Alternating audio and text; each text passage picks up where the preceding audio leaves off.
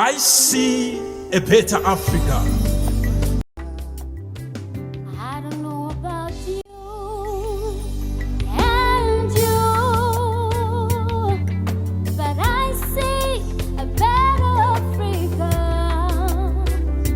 Africa with no pain, a better Africa with love and peace, better Africa with justice. No matter what you do, no matter your thought process, we are all children of God.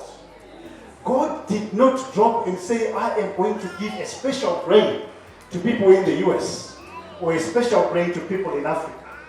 We all carry the same DNA of our Creator. When something is coming to you for free, you are the product. So all of us are the products of Google, because Google is making money out of us. Otherwise, how do they make billions? So they make billions by aggregating all our information, by aggregating everything that we do, our likes and our dislikes, and then they sell it to Bank ABC. And then I know what you do. Then I sell you a product. But in your view, in your thinking, Facebook is for free. But no, you are the product. Facebook is making money out of you, thinking that they are free. If you were to look at some of the things that matter right now, what are the industries of the future? The industries of the future are not hotels. It's not cars. You can get as many Zuko buses as you want into the country. I can tell you, if we do not realize in many instances that people are interested in a service, not in the bus, you will still not make money. Because people are interested in going from here to town at as cheaper a price as possible. And people are interested in as much as possible in the service than in anything else. So these are some of the interests, some of the trends that we believe are going to shape the future. How does it impact you? It impacts you in the sense that your training, your thinking on some of the things that you need to become is that the future is not a competition of knowledge. The future is a competition of the application of knowledge.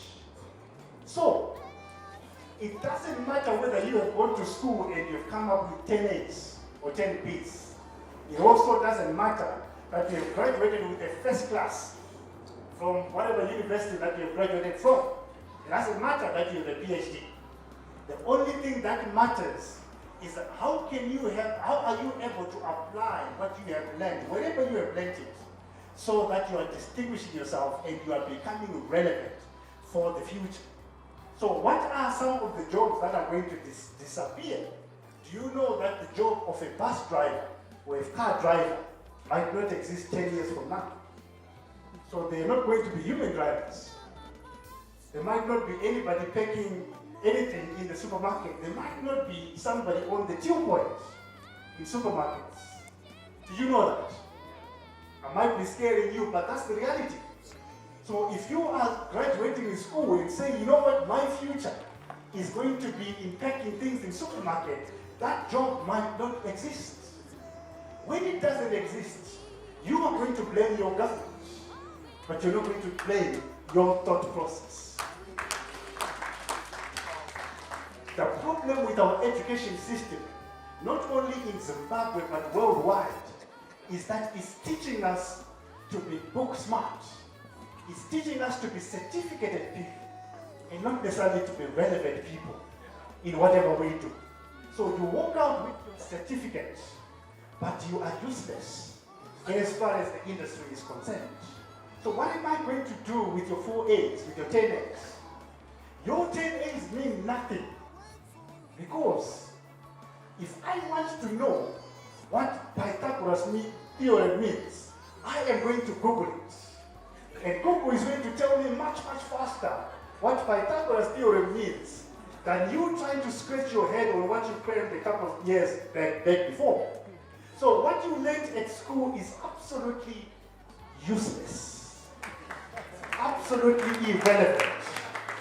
What is important is how you use what you learned at school and how you have the capacity of constantly changing yourself so that you are becoming relevant, you are becoming fresh, and you are actually becoming something that employers can use.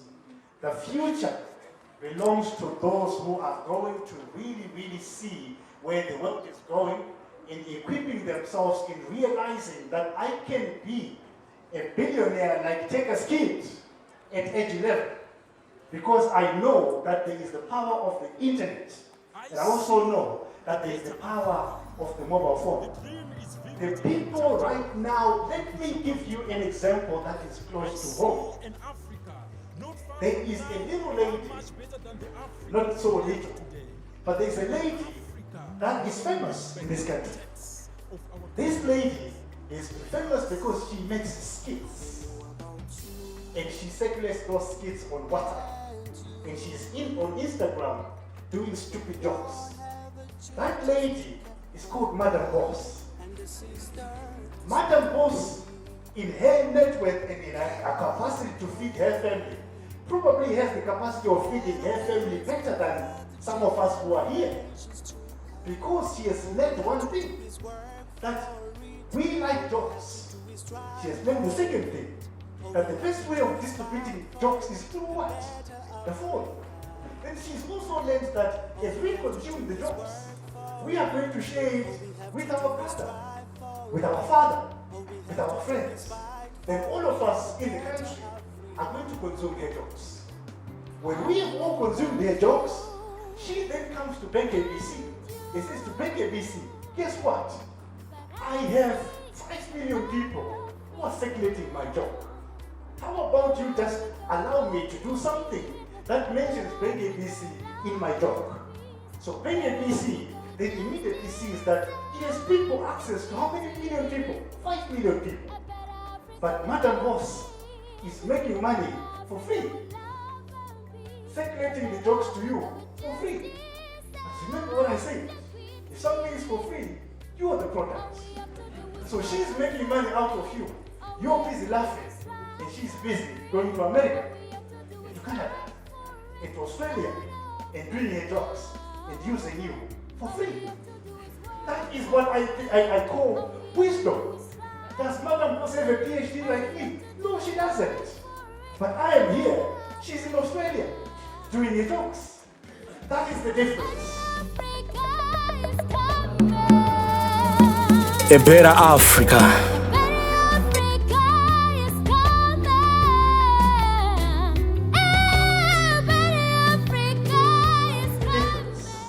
So if we slowly realize the fact that we need to be relevant in what we are doing, we also need to realize that the world we live in is forever changed.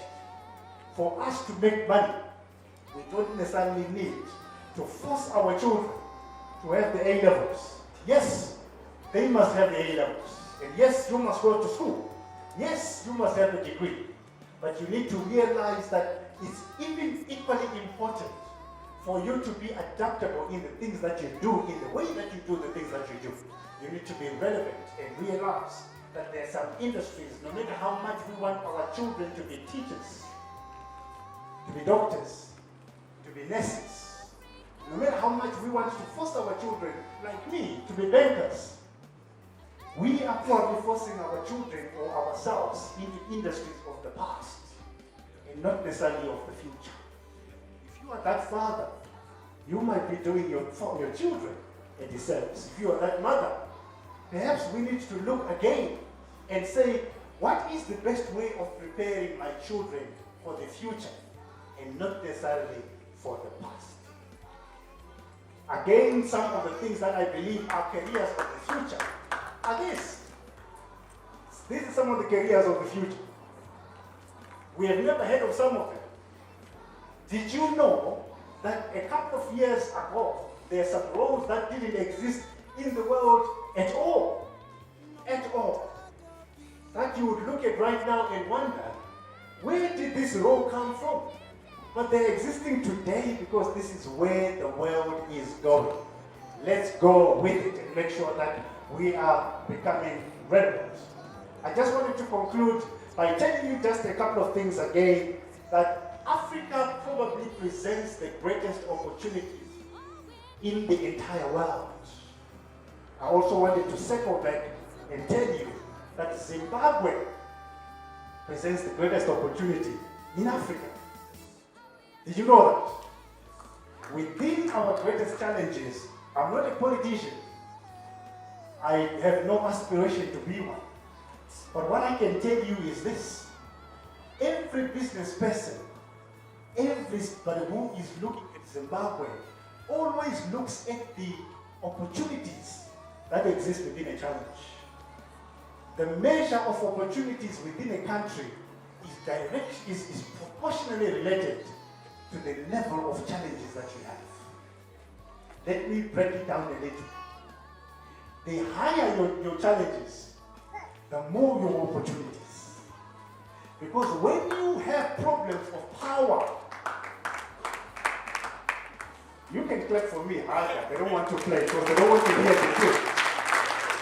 When you have a problem of power, when you have shortages of power cuts, you need an energy solution.